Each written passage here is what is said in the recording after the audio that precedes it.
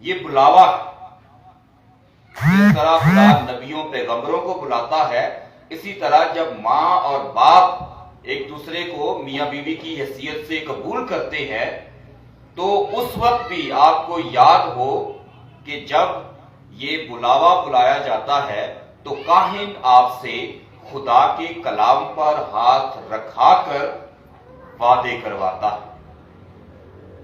یہ فادروں سسٹروں کی بات نہیں، یہ لوگ بھی وعدے کرتے ہیں، لیکن یہ لوگ کلام پر ہاتھ رکھ کر آپ کی طرح وعدے نہیں کرتے ہیں کہ خدا تو نے مجھے جس مقصد کے لیے بلایا ہے۔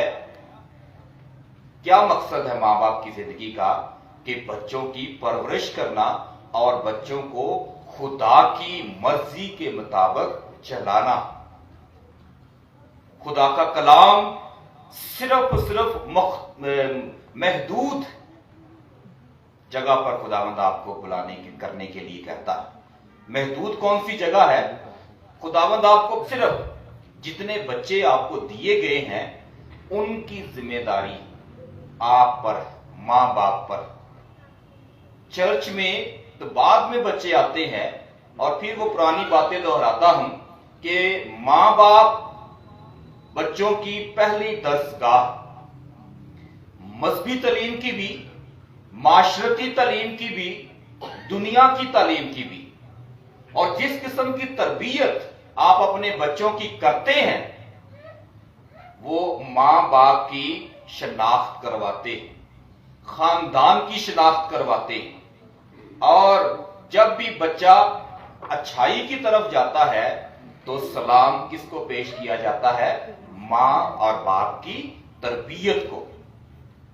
تو آپ سمجھیں کہ کتنا خاص بلاوا ہے ماں اور باپ ہونا۔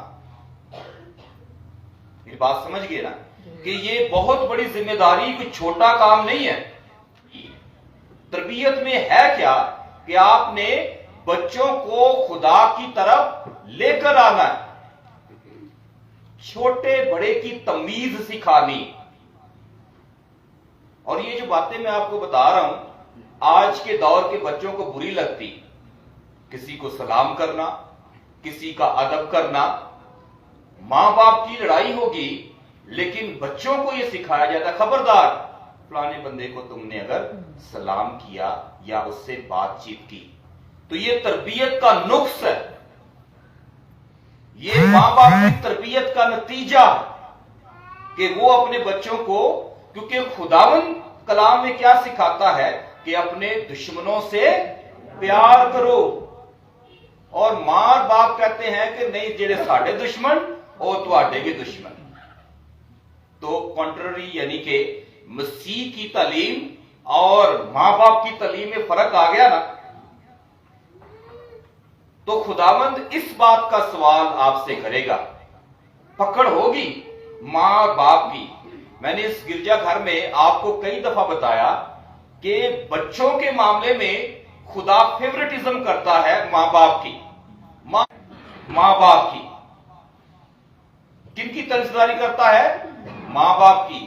خدا نے ماں اور باپ کو اور بلکہ اولاد کو یہ اختیار نہیں بخشا کہ وہ بچے ماں باپ کی تربیت کرتے پھرے، لیکن اس کا مطلب یہ نہیں ہے کہ ماں باپ کی پکڑ نہیں ہوگی۔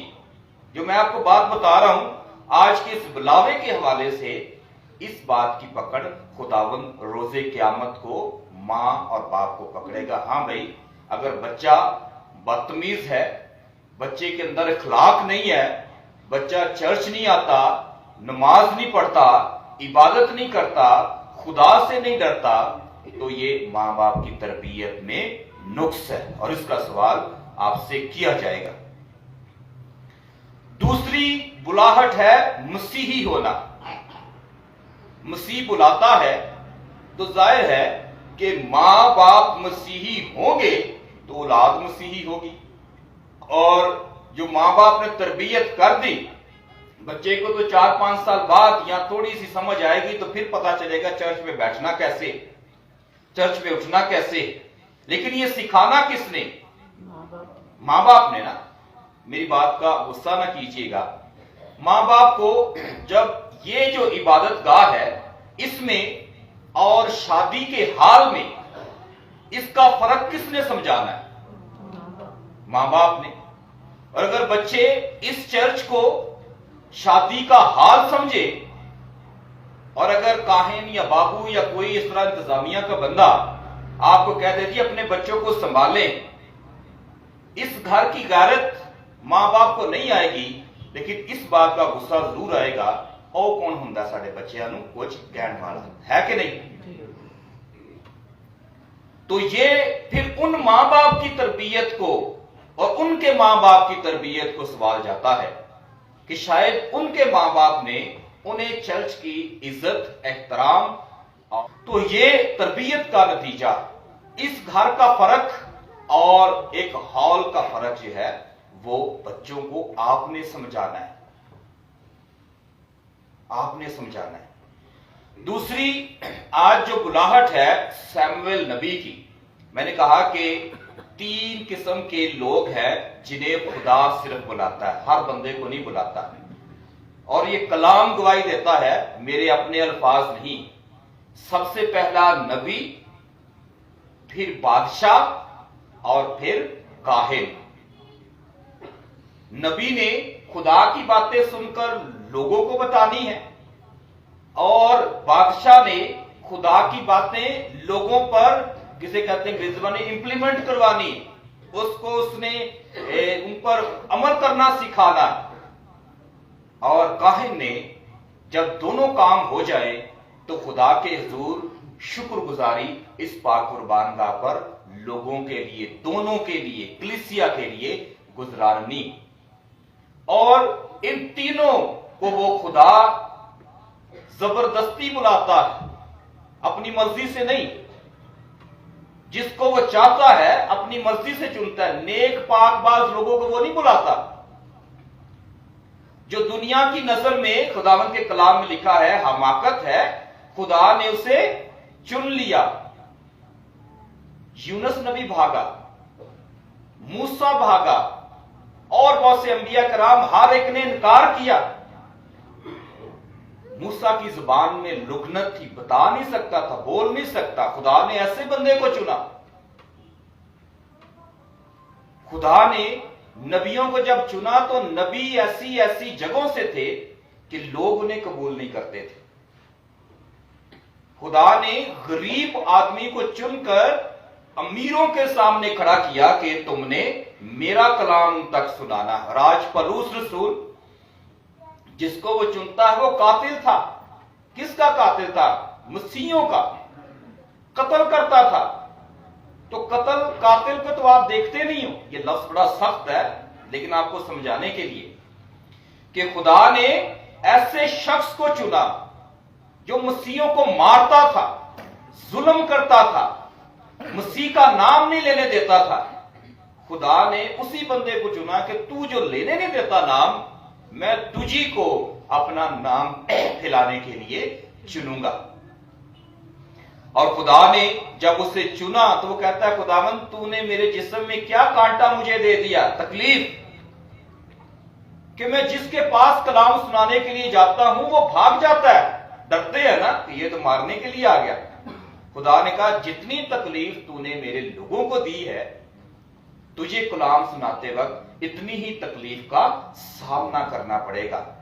कलाम को सुनाएगा लेकिन तेरी बात कोई मानने के लिए तैयार ना होगा। और आज पलूस रसूल के हवाले निकाल कर आप लोगों को बताते हैं, जी पलूस रसूल ये कहता है, पलूस रसूल ने ये कहा है, खुदावंद के कलाम में ये लिखा है।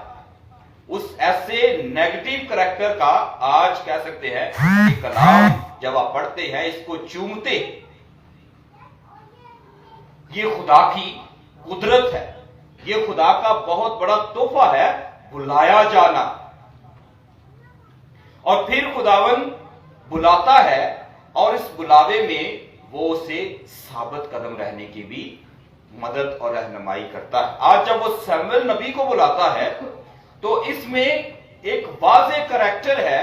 मैंने शुरू में कहा कि मां और बाप की बुलाहट है, लेकिन आज की इस तलावत से और पीछे शुरू से पढ़ें तो सैमुएल नबी की मां ने क्या किया था, रोजे रख रख कर सैमुअल खुदा से मांगा था, इबादत करके, रियाजत करके, खुदा को खुश करके उसने अपने लिए औलाद मांगी थी। चलो औलाद बाप के वसीले हो सकती है, लेकिन ये इस पूरी कहानी में बाप का जिक्र कहीं पे नहीं आता। तो मां बड़ा अहम किरदार है किसी भी शख्स की बुलाहट में, और वो अपने बच्चे को कहां पर भेजती है, आली। जैसे ये हैकल में तरबियत जहां पर दी जाती है, आली जो है वो तरबियत देता है, खुदावंद की शरीयत सिखाता है। और खुदा सैमुअल को बुलाता है और बच्चा भागकर किसके पास जाता है, फिर आली के पास जाता है और उसका जवाब देता है कि उसको समझ नहीं आती। पहले मां उसकी मदद करती है उसकी तरबियत में, फिर खुदावंद के जो रूहानी लोग या खादम हैं या चर्च की या हैकल की खिदमत करने वाले हैं, वो रहनुमाई करते और उसको समझ आती है कि खुदा बच्चे को बुलाता है और आली उसे सिखाता है कि जब खुदा बुलाए तूने जवाब कैसे देना है। क्या सिखाया उसने कि ऐ खुदावन मैं हाजिर हूं, मुझे तू भेज। और यही वजह है कि खुदा का बुलाने का तरीका इसी तरह। दूसरी बात मैंने आपको बताई हुई है, दाऊद बादशाह को कैसे उसने बुलाया और काहिनों को वो कैसे बुलाता। ये खुदा की बुलाहट का मैं शेयरिंग इसलिए कर रहा हूं कि ये नतीजा होता है, जिनको खुदा बुलाता है उनका वो साथ देता है। और अगर मैं उसकी वफादारी में मिलावट कर दूं तो एक दिन भी खुदा मेरे साथ खड़ा नहीं होगा।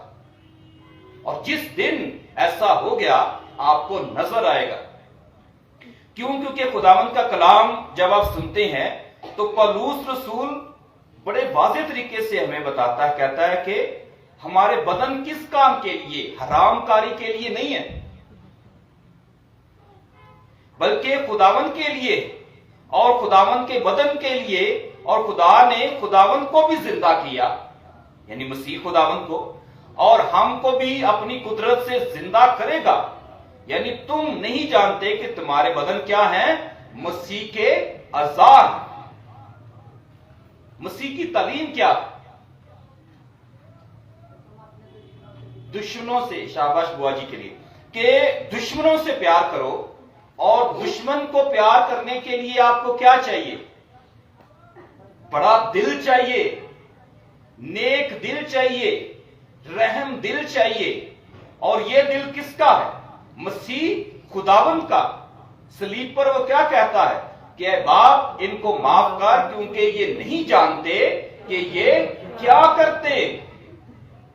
तो ये अज़ा हुआ ना मसीह का, जिसका दिल बड़ा, जिसके दिल के अंदर रहम है, जिसके दिल के अंदर माफी है, और जो जिद करता है मसीह की तालीम के मुखालिफ चलता है। तो इसीलिए जिसने माफ करना है उसको मसीह का दिल चाहिए। यहां पर फिर दोबारा से वापस जाता हूं, किसकी तरबियत जाती है? मां और बाप की।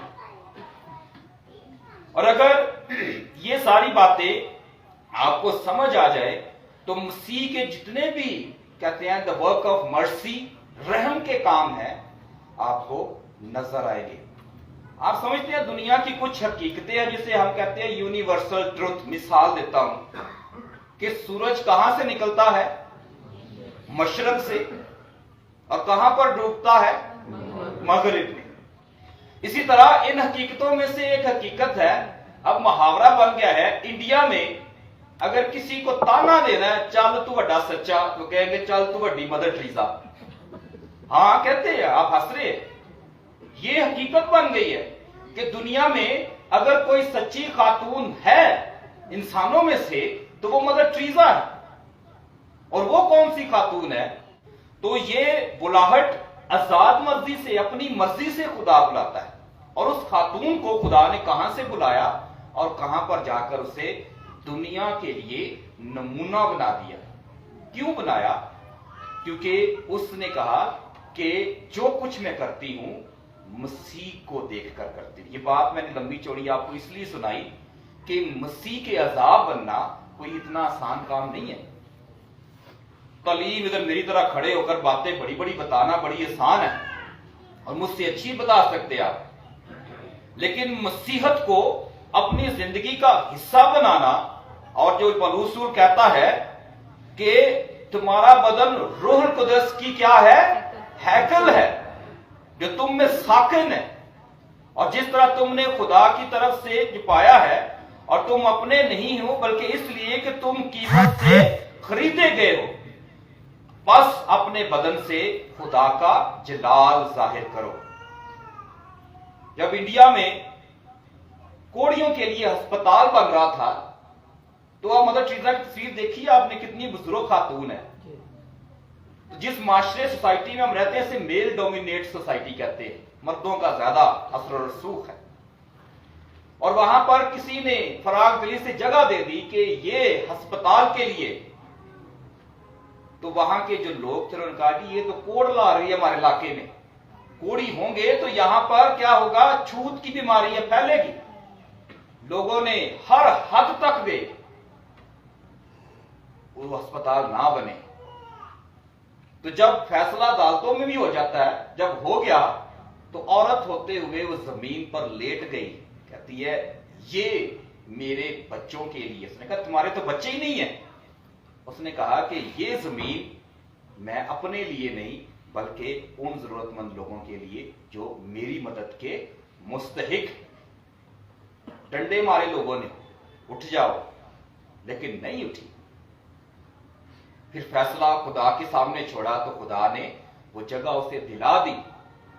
और जिस तरह मैंने आपको बताया कि आप खुदा को आपने बड़ी बरकत दी, बड़े मुखय्यर हजरात है। मेरे पास अगर कोई लोग आते हैं तो मैंने तो किसी ने ऐसे शख्स को फोन करना है कि जिसके पास कोई वसाइल हो तो वो मदद कर सके। हमारी तो तनख्वाह नहीं होती, ना हमें पैसे आते हैं महीने के महीने, तो हमने इस तरह मदद करनी। तो मदर टेरेसा भी किसी मुखय्यर हजरत के पास गई और वहां पर उसने कहा कि मुझे अस्पताल बनाने के लिए पैसे चाहिए।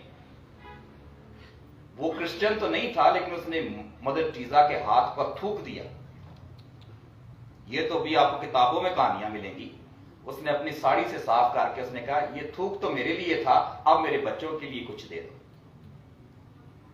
उस शख्स की जिंदगी तब्दील हो गई। उसने इतनी बेइज्जती इस औरत ने बर्दाश्त की जिसकी अपनी कोई औलाद नहीं है, किसके लिए? उसने कहा कि अगर मुझे कोई 2 लाख रुपए, उससे बहुत ज्यादा थे, को वो दे और ये कहे कि इस मरीज को हाथ लगा दो, तो ये मेरे लिए मैं कभी भी ना लगाऊं। करोड़ों रुपया मुझे कोई दे दे। तो उसने कहा मैं भी ऐसा नहीं करूंगी। मुझे भी कोई पैसे दे तो मैं भी किसी फिंसियों फोड़े वालों के जख्मों पर हाथ लगा के बाद में रोटी नहीं खाऊंगा या खाऊंगी। ये करेंगे आप उल्टी ना आ जाए। उसने कहा मैं भी नहीं करूंगी, क्योंकि मैं उस बंदे और बंदी में किसको देखती हूं? मसीह खुदावंद को।